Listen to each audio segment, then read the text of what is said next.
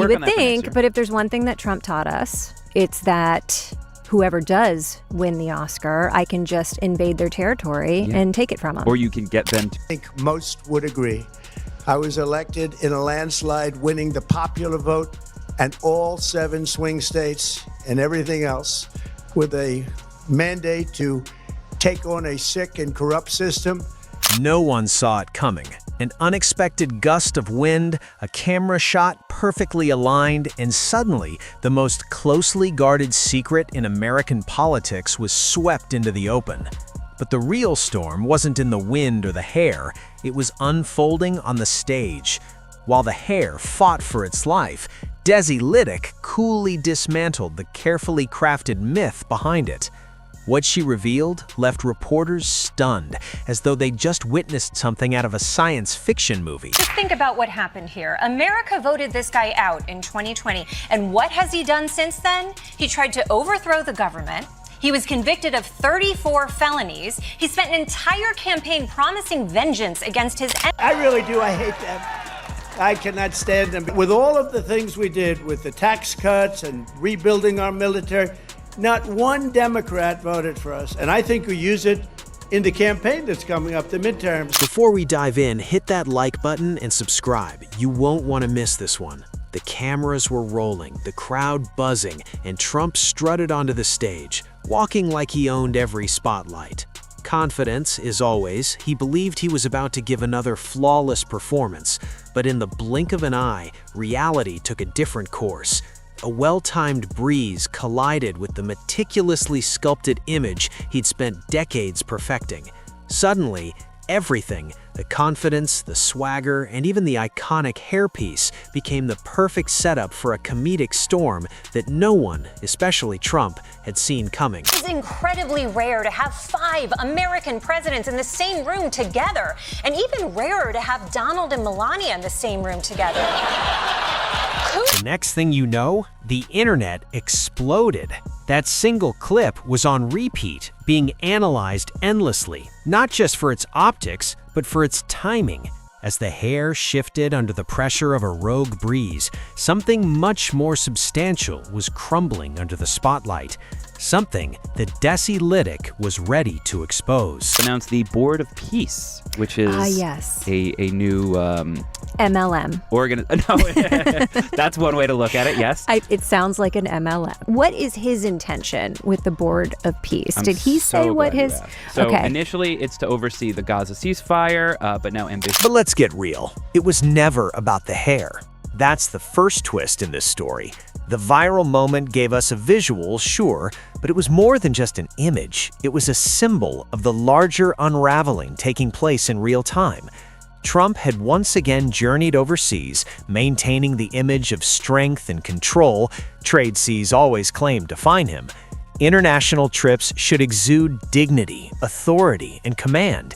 Yet somehow, the optics felt off, like a carefully polished facade struggling to stay intact. Cameras captured everything, and once the footage made its rounds, the symbolism practically spoke for itself. But the real detonation came not from the wind, but on the stage of The Daily Show. Desi Lydic took an awkward moment and turned it into a full-scale comedic dissection. She didn't just rehash the headlines, she connected the dots, linking images, patterns, and contradictions that have shadowed Trump for years. If you're wondering who, after all of that, would want to back him up, well, buckle up. It's a long list. The former president winning with a coalition driven by white voters, men, and first-time voters. Young men in union households. Those older voters. Voters age 45 to 64. Those younger than the age of 30. Black men, Latino men, suburban women, Arab Americans, and white men. So, all of America. All of America. You just listed all of America. Seems the only group she can't blame for Trump's victory are black women and people in comas. Desi Lydic didn't need to create new controversies. She simply used Trump's own words, his promises, his brand of global respect. She took his grandiose claims and juxtaposed them with the imagery of a moment that was both visually and symbolically rattling.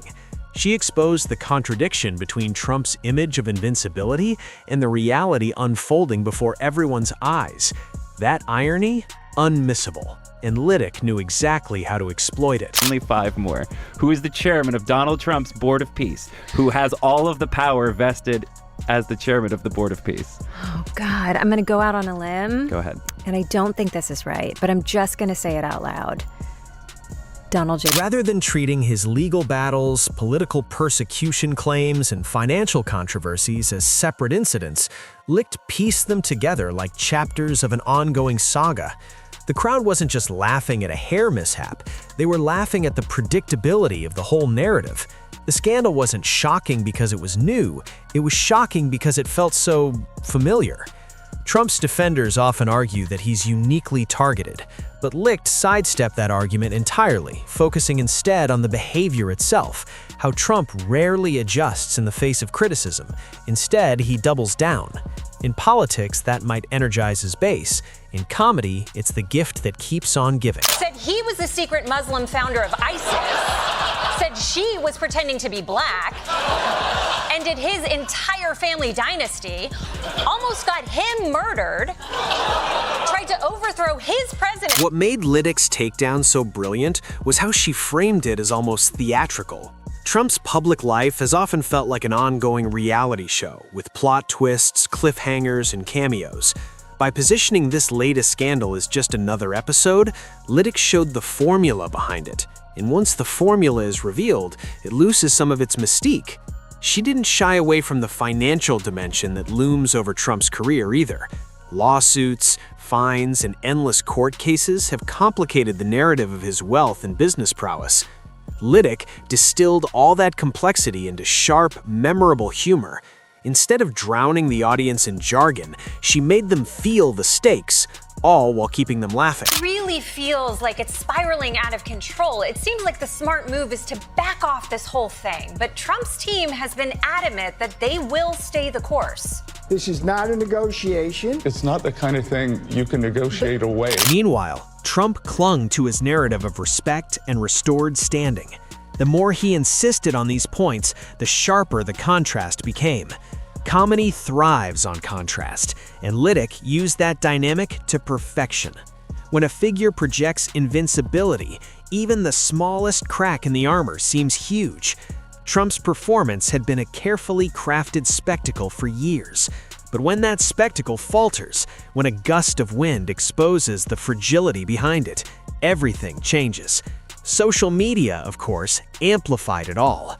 Clips of Litic's monologues spread like wildfire. Memes emerged, pairing images from Trump's overseas trip with snippets of her routine. The narrative had slipped out of the control of press conferences and official statements. About Melania Trump, who came to this country with a vision and went all of the way to the halls of power. Oh, God. Why not? You know? Do you think by this time next year she will be nominated for an Oscar? I mean, it's not impossible. She could. What made this moment so potent? Timing. Trump has weathered controversies before, but the accumulation of legal issues, campaign rhetoric, and international scrutiny had made the public more sensitive than ever. Litic's roast didn't land in a vacuum, it landed in an environment already saturated with debates about leadership, credibility, and accountability. And what made it even more powerful was that the laughter wasn't forced, it felt earned. Viewers didn't need to be told the context, they already knew the promises of restored respect and unparalleled negotiating skills. And when those grand claims collided with Trump's awkward optics, the humor practically wrote itself. And by the way, basically all of them have said that he's Hitler. So yeah, it's a seating chart so awkward that it probably had them asking, is there any extra room in that coffin? Trump's entire career has been about commanding attention, and to some extent, he's been successful at that. But here's the catch. Attention isn't always admiration. Sometimes it's scrutiny. Sometimes it's ridicule. Litic's performance showed how quickly admiration can morph into laughter when contradictions pile up. She didn't need to invent drama, she just connected the dots that were already visible. And by the end of the week, the conversation had moved beyond the viral clip itself. The real debate was about the implications for Trump's public perception, campaign strategy, and how the public now views him. The laughter remained, though, because it encapsulated a simple truth. Image matters, but authenticity matters more. All of America. All of America. You just listed all of America. Seems the only group she can't blame for Trump's victory are black women and people in comas. Oh, and puppies. Or puppies in comas. In the world of politics, things often get bogged down in legal jargon and ideological battles. Comedy, though, cuts through that density. Litic's roast did precisely that, turning a fleeting visual into a lasting metaphor. And in doing so, she demonstrated the power of satire to puncture even the most meticulously crafted facades. For Trump, the challenge now isn't just responding to critics, it's surviving in a world where every misstep gets amplified through humor. For Litic, it reinforced her role as a keen observer of political theater. And for the audience, it was a reminder that sometimes the most revealing commentary doesn't come from policy papers or press briefings. Sometimes it comes from the stage. It's a little weird for Obama, though, right? To go from this guy is future Hitler to, oh man, cool story, future Hitler. And by the way, Kamala noticed.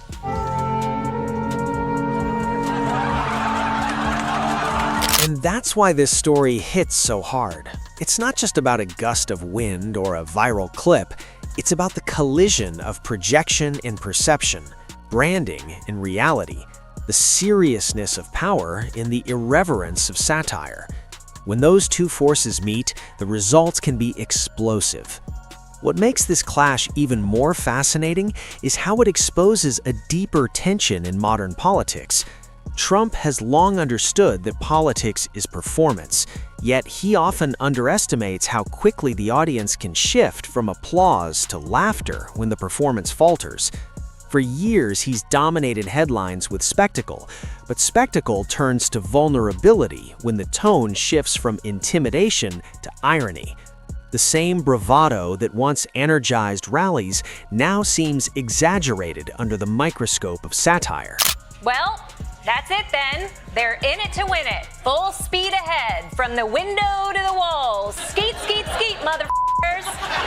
Trump's policy will never, ever change.